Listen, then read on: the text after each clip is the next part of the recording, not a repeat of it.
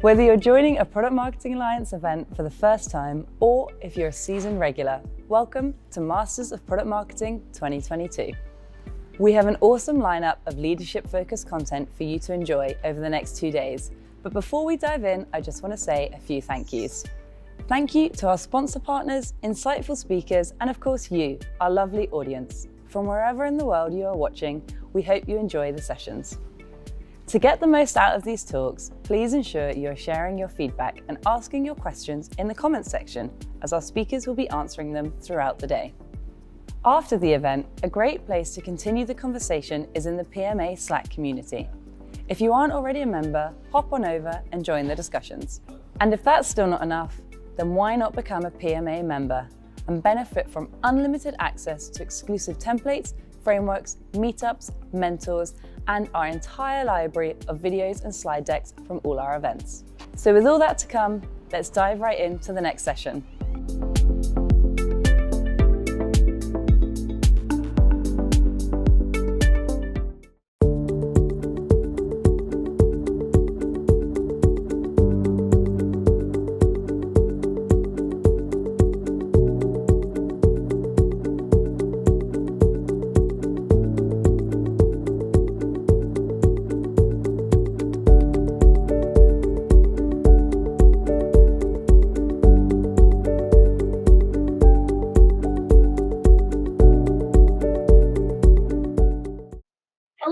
My name is Sally Ravel, and I'm delighted to be here today for the Masters of Product Marketing. I'm going to talk to you about the 5 key strategies to take your customer obsession to the next level. My current role is Head of Product Marketing at Google Cloud for Infrastructure and App Ecosystem, but I got to let you know, everything I talk about here today, these thoughts and opinions are my own. They're not a reflection of Google's opinions. Okay. What are we going to cover? We're going to go through a little bit about me. We're going to talk about customer obsession, and then we're going to dive into the 5 key strategies. Simple as that. Let's get going. So I am from the UK originally. You can probably tell from my accent, but I classify myself now as a world citizen. Just a couple of weeks ago, I became a US citizen, and I'm super proud of that achievement after 12 years of living here in the US. I am a mom to Theo, so the cute kid in the red shorts sitting on the wall there is my son Theo. He's 8 years old, and last year I became a stepmom to Sophie and Tristan, who are 27 and 25, and that's my husband Damon on the end there.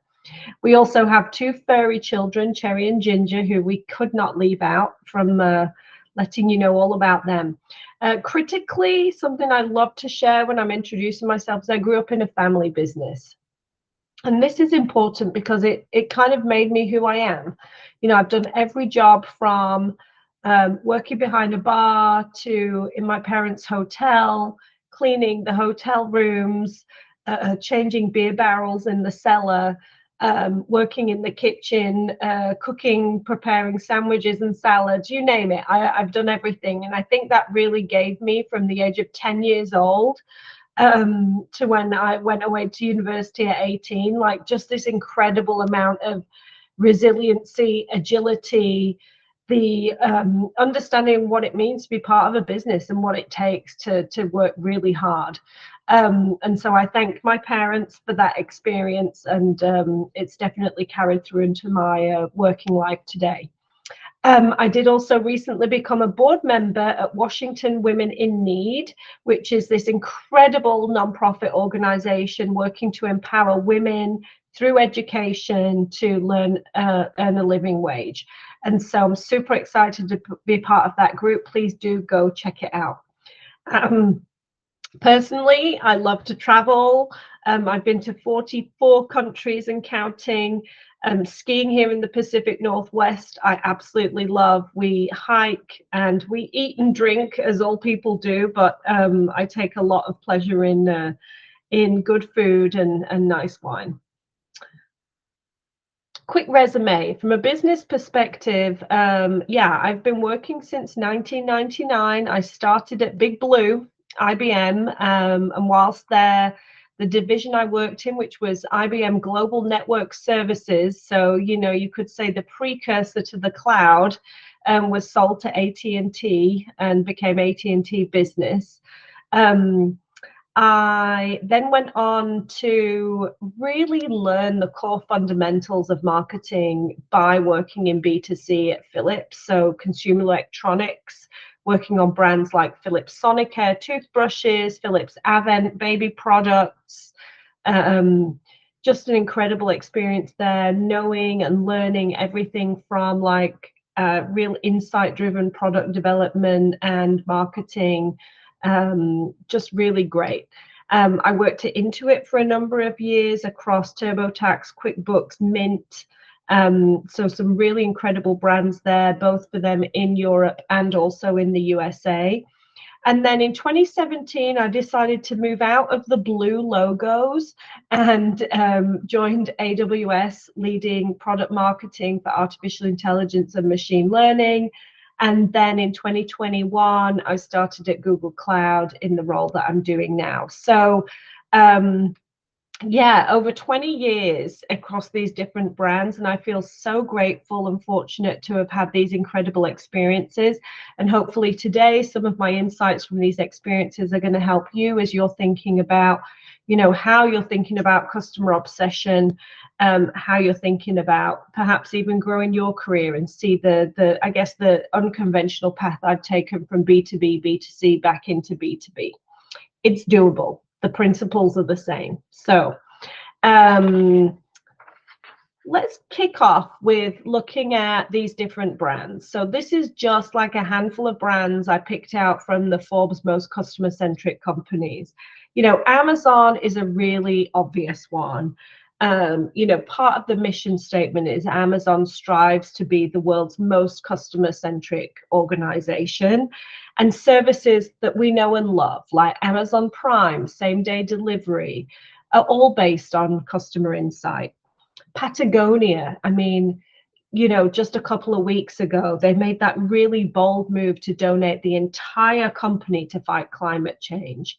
Insight-driven, customer-driven move. 100%. And then Etsy, another incredible example that I read about, learned about their activity in the pandemic, where essentially they put a call out to sellers. Remember those early days where you couldn't get masks? Masks were not available. They put the call out to sellers to go make masks. And within 1 week, there were 20,000 sellers making masks and 12 million masks sold through Etsy. So just incredible, like understanding the market, understanding what's going on with your customers and taking action to make those things available, to communicate those key messages.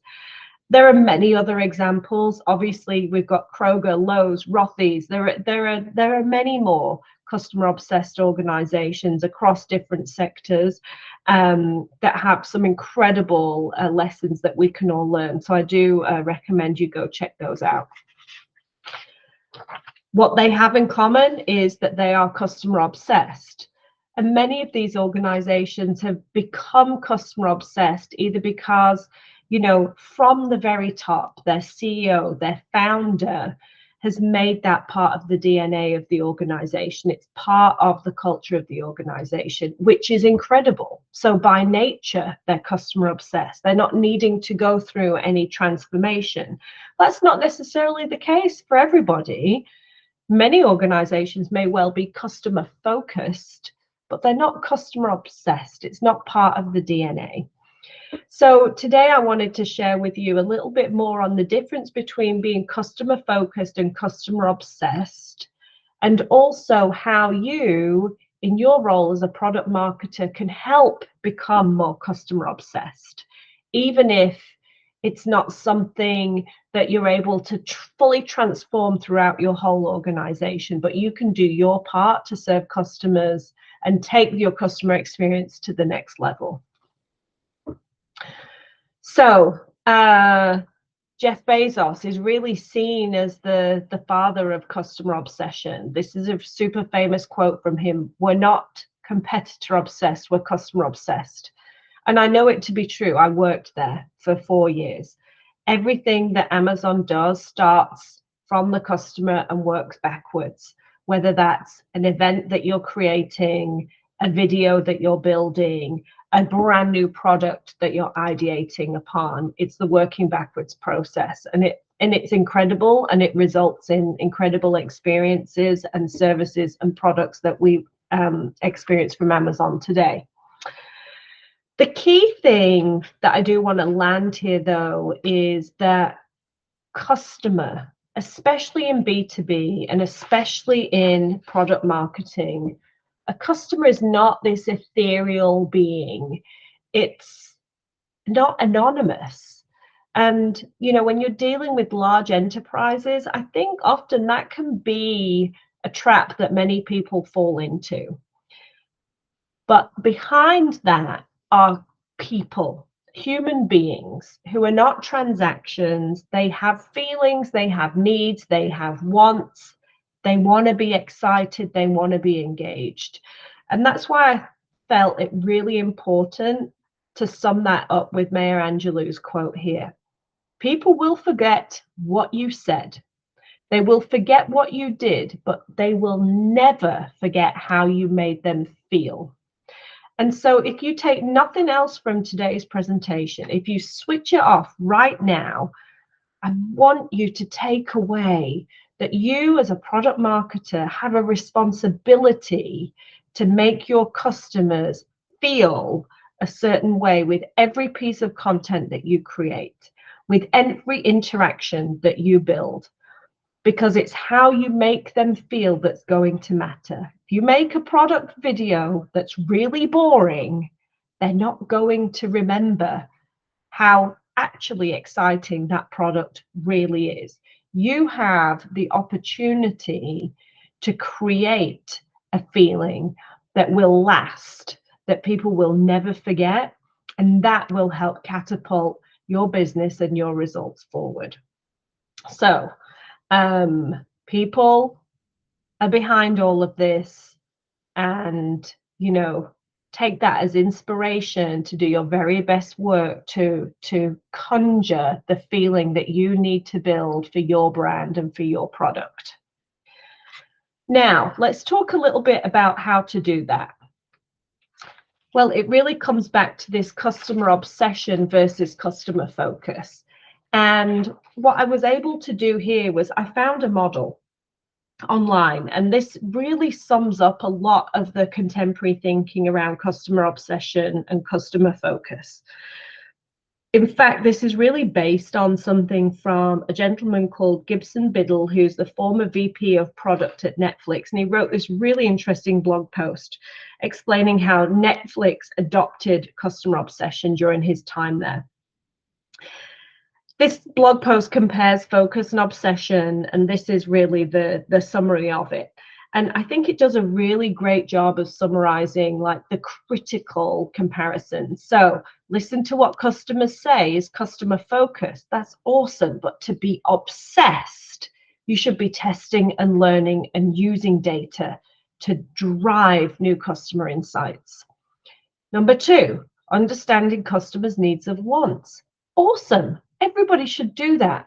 But to be obsessed, you should be innovating and therefore delivering on unanticipated future needs. Nobody woke up one day and decided and told somebody that they needed an iPhone. Nobody. This was an anticipation of unanticipated future needs. Number 3, focus on customer satisfaction. Of course, super important, but like take it to the next level. Aspiring to long-term customer delight, delighting the customer. That's when you're really hitting that magic spot of like, this is a person I'm dealing with, they're feeling an emotion, and it's going to have an impact. Number 4, provide product better than the competition. Well, forget about the competition. How about you take everything that you've learned in 1, 2, and 3 and pioneer new frontiers with less competition? And then number 5 is back to business, balancing customer satisfaction and margin to build a business If you're leading with customer delight, if you're getting all of these things right and you're keeping that flywheel going, testing, learning, anticipating, innovating, delivering delight, the high margins will follow. So let's dive into each one of these. Strategy number 1, I'm calling it learn. Listen and learn about your customers is all about the data, and you need to go beyond insight into customer empathy. Now, you're all marketers out there, you're all product marketers. We know so many times the product management team, somebody has an idea, that becomes an idea, that becomes the truth. But actually, you have an opportunity as a marketer to really go deep dive and use the data that's available to you to go beyond insight, go beyond assumptions, go beyond one really smart person's idea, and make sure that that's something that's valid for the customer. And there's a number of ways that you can do that. You don't have to have big budgets to do this. You need to really make sure that you're pushing on defining your customer segment and personas, that you're understanding the buyer journey. Go walk in that customer's shoes, whether you're a product that's going through a retail outlet, or you're 100% online, or you're really B2B. Go on that customer's journey from doing your web search, or I like to call it a web safari, or actually go engage and go into the console. If you're a cloud service provider, go complete the transaction, walk in your customer's shoes. And one thing you'll also discover as you do that is what's all the data that you have available to you. You might even not realize parts of the journey that you haven't looked at the data on that you're discovering. Typically you're looking at the funnel data, you have all of that available, but there are so many different steps and stages. If you've got the right telemetry, that you're able to pull data and do analysis to really understand what's happening with customers. Add on to that actual human interactions. To really create empathy, you need to see what the people are doing, what customers are doing. So what are they doing on social media? When they call your contact center, go listen in to the calls. Go to the contact center. Go understand what customers are talking about. Go into the community. If you're an organization that has, a community following, or a community that you've created, go embed yourself in that group.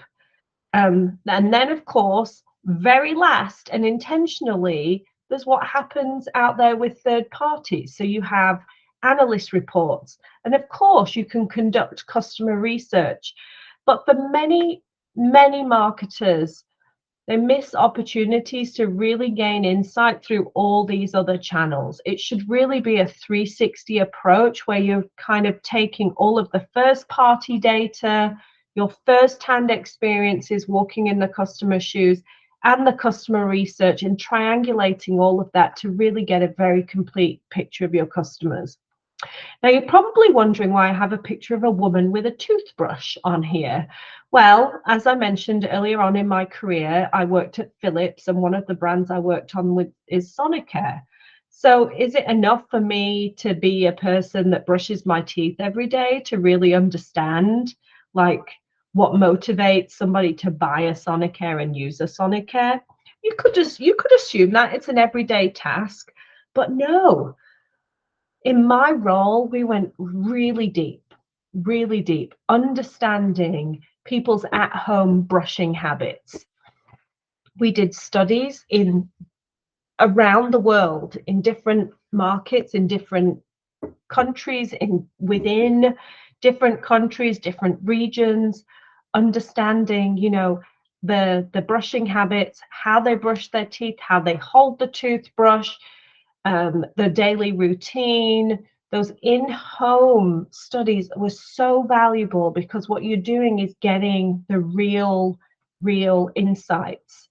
Combine that then with things like message testing and focus groups and research and all of the other things that we can find out much more easily. But the most insightful thing I've ever been part of was actually, understanding what people do in the home. It doesn't get more real than that. And then the other image on here is a snapshot from QuickBooks, which I worked on when I was at Intuit. And one of the incredible things we had at QuickBooks were usability labs. So we would either do those on-site or off-site, and we would, again, have customers come in and conducting their actual business, conducting the tasks that they want to go through when they're doing their books in the software, and watching them, how they navigate, what they're looking for, like their facial expressions, like where their eyes are going as they look at the page, every aspect of their experience, and really gaining insight from that to be able to understand, okay, well, we need to optimize the flow for customizing their invoice as one of the very first tasks that they want to complete. And most people, when they own a small business, they need to start invoicing. To invoice, they want to set up their header paper, so they've customized it for themselves. So finding really easy ways to enable customers to get to their first moment of delight all came from listening, learning, using the data, and moving from insight into empathy. Number 2, using that data that you've gained from the empathy to innovate. So I'm going to bring up some different examples here. And of course, I work at Google, so I need to bring a Google example. There's a really famous quote, and we use this all the time in Google, called "Know the user, know the magic, connect the two." And it came from Google Creative Lab. So just think about that for a minute. Know the user, know the magic, connect the two. And that's when we call it the Google magic happens. This is when you're innovating and delivering on those unanticipated needs. And I'll give you an example up here, which is a very personal one. My family and I, in the picture that you saw at the beginning, was us at Windsor Castle this summer. We did a huge trip. We went from here, from Seattle to mainland Spain, then to Ibiza. The kids went to Paris. We went to the north of England, and then we all met back up in London before we flew back here to Seattle. I had no idea that Google had this magical way of extracting and knowing that all of our travel bookings from every hotel, every flight, every car hire rental that we did, they had been able to pull that out and put it into this new Google Travel listing without me taking any action. Our full itinerary was listed. To me, that's knowing the user, knowing the magic, connecting the two. I didn't have to go create a spreadsheet, like listing out all of our flight details, where we were going to be on what day. It was right there in my phone in Google. Just absolutely incredible. Like, I just couldn't believe it. And you know, many of you are probably learning about it right now. Seriously, go check it out. It's really, really cool. Another example that I want to give you here is one that I actually worked on at AWS. And so it's an example of not really knowing the insight, testing and innovating to then get to a place that's very insightful and appealing. So we launched a product called AWS Deep Lens. So here on the left-hand side of the screen, you can see we began marketing it as the world's first deep learning enabled developer kit. Well, what the heck did that mean? You know, lots of people are excited about it, but it's like, what do we go use this thing for? And so we decided to go innovate on that. And we listened to some customers, And in fact, we found this really incredible use case that we thought would really appeal to everybody in a humorous way and bring some magic. So I'm going to hand it over to Ben Ham, cat lover here, to tell you a bit more about it. My cat, Metric, he is playful, he's adorable. Look at this, he's a perfect cat in every way, except he is a pitiless, unrelenting serial killer. His favorite time to do it was 3 in the morning, waking up in the night to go to the bathroom, then discovering the corpse of a rat. That was horrifying, and this would turn out to be just a constant behavior of his. It started to really cut into my sleep, and on one occasion, it brought an immediate and upsetting end to sex. So I needed some kind of solution. I needed that cat door to lock only when he is trying to bring in dead or dying animals. I thought, let me talk to my engineering friends. They pointed out that the tools for machine learning used to be in the hands of only the most elite computer scientists, and now somebody with a problem like me can go and figure it out. I thought, I'm going to try this. The locking mechanism was the easy part. Basically just an electromagnet, and I attached it to an Arduino. The hard part is how to get the lock to know when to lock. So I mounted a deep lens camera above my cat door, and then I spent months sorting through and labeling over 23,000 images. At some point I realized that I'd become the tech bro version of a crazy cat lady. So I fed all my images up to SageMaker and built 3 models. The first model just asks, is there a cat? The second model says, is the cat leaving? Or if the cat is coming up the ramp, it calls this third stage, which asks, is it cute Metric or is it murder cat Metric coming in to ruin my night? If he is in killer mode, locks the cat door. Second of all, texts me and sends a pic. And third, donates blood money to the Audubon Society. The model has been running for about 8 weeks. Innocent Metric has been unfairly locked out once out of 200 entries. Murder Metric has been blocked 5 out of the 6 times he's tried to bring in prey. You know, looking back, it was never that hard because of how accessible these tools have become. But whenever my motivation was running low, Metric would bring in a fresh, horrifying new thing for me to encounter, and got me right back there. So thank you, Metric, for that. You are dismissed. Sweet beast.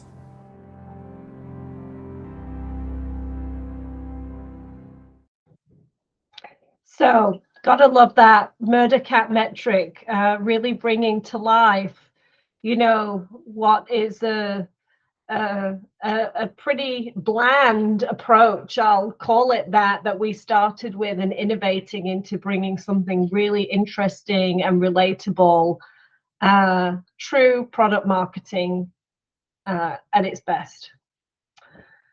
Okay, strategy number 3, delight. So how do you get to delight?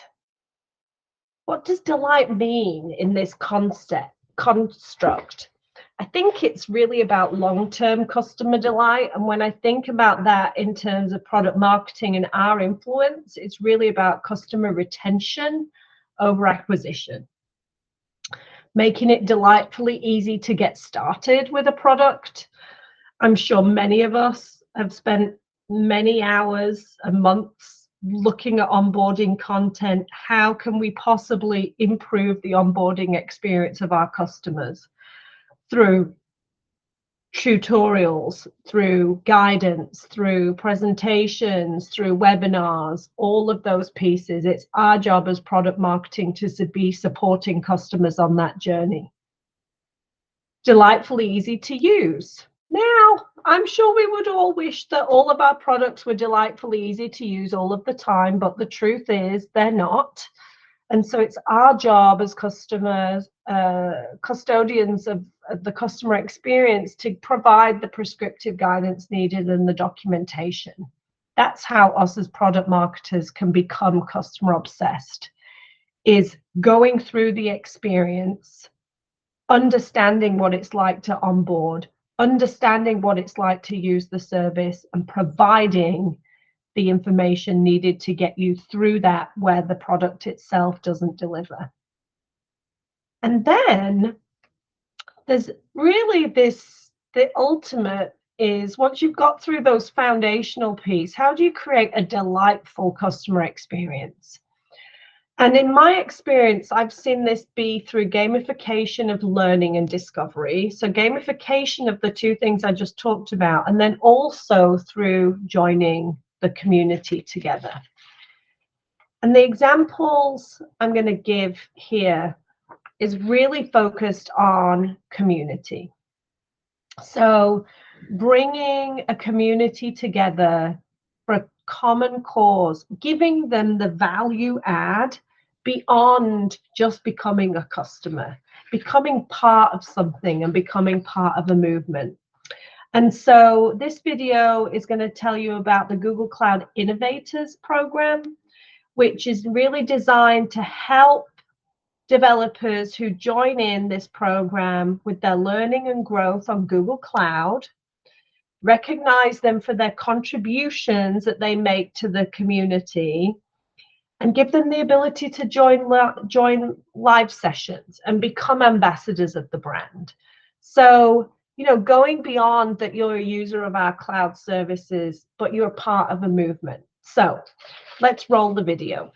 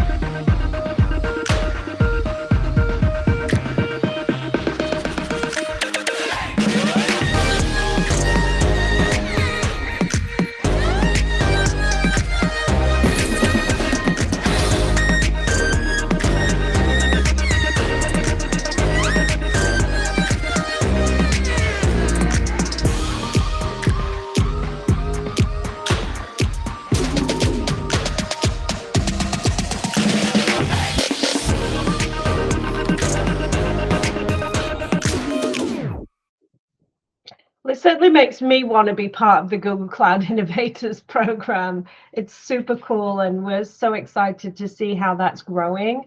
And I would just say, whatever kind of business you're in, how you can foster a community and bring that value-added experience will no doubt drive retention. And, you know, according to a recent HBR article that I read today, the latest stats are that a retained customer can be 5 to 25 times cheaper than acquiring a new one. I think at the start of my career, it was like 5 times, and now it's 5 to 25. But, you know, we all know how critical customer retention is. And I really see that as part of being customer obsessed and taking it to that next level. Is really through a community and an emotional engagement that you can make.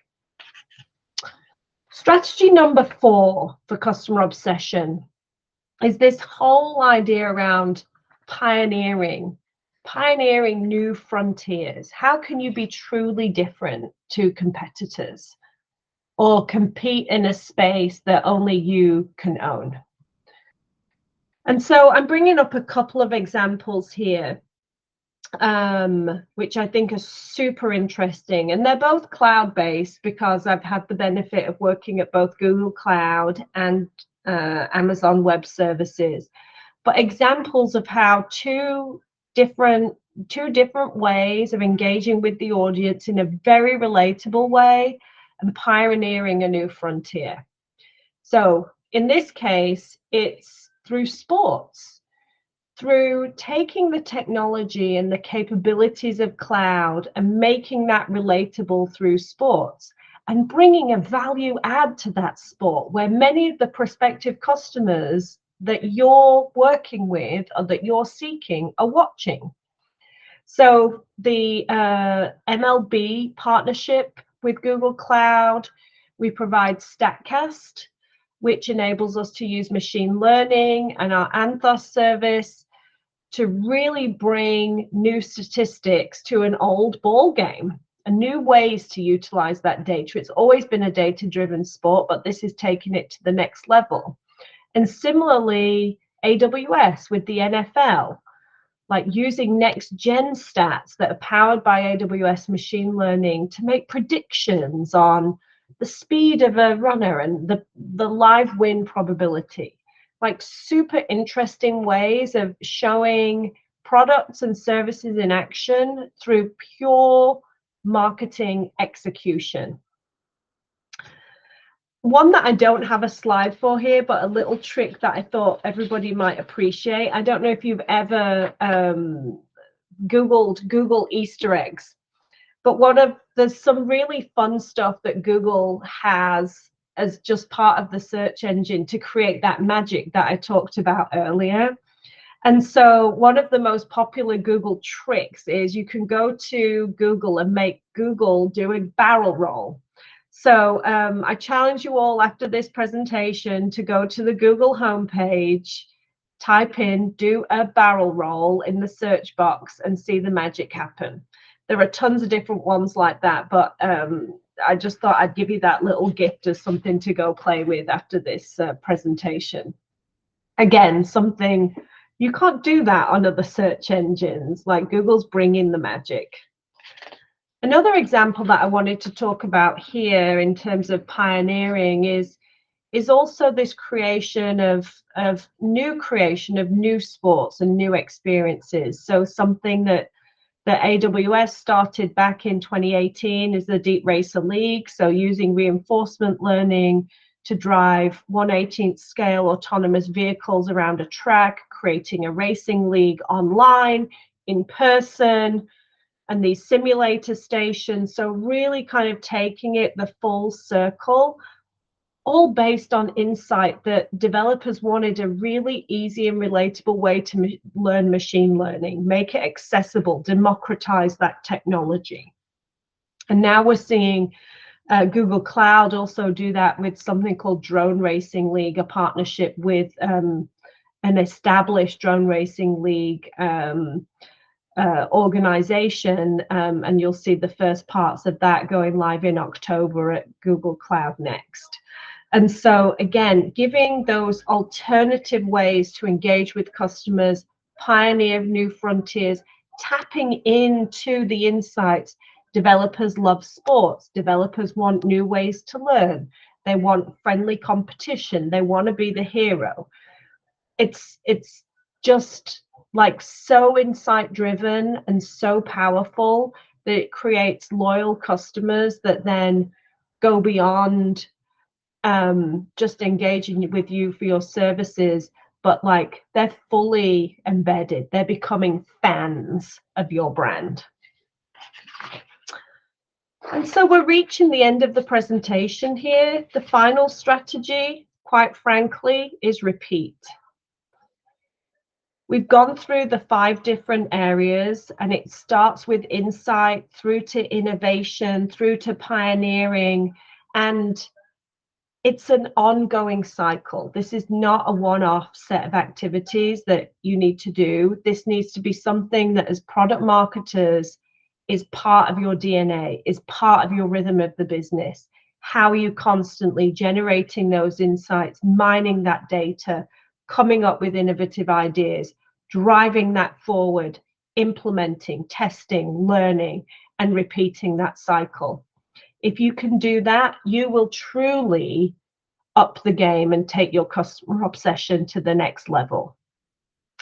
I'm excited to maybe hear about how you guys have learned from this today, and can go apply some of the things that I've learned and some of the examples I've given here to you in your day-to-day work. Please don't hesitate to get in contact. You can find me on LinkedIn, and thank you for listening.